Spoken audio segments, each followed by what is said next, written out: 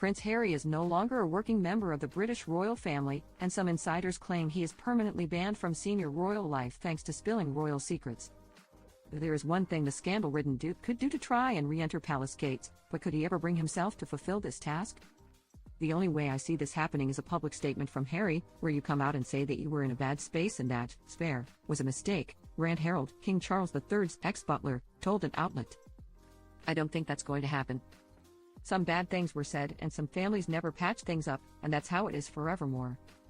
The former palace insider then shared, Harry has got a big heart, and a part of him probably wishes things would be different.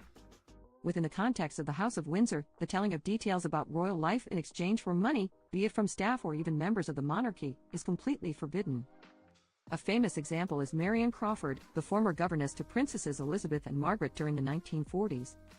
Upon the aide's retirement in 1949, she wrote a loving and G-rated picture typebook about her former charges, which led to her complete and total freezing out of all lines of royal life and communication for the rest of her life.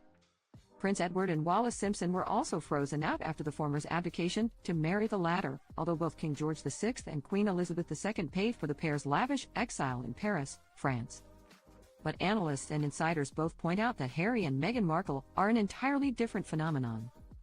The leverage they have is their own success story, albeit from what one palace source says is just their monetized usage of the royal coat of arms, makes them far different from past royal indiscretions.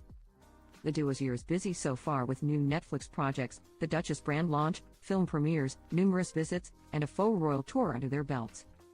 But amid the busy Sussex schedule, British royal courtiers are said to find the couple's constant output to be chaotic. Buckingham Palace would prefer that Harry and Meghan retire into quiet obscurity, but that is not going to happen, royal editor Tom Sykes dished. They are private citizens, so they cannot be banned from going or not going anywhere.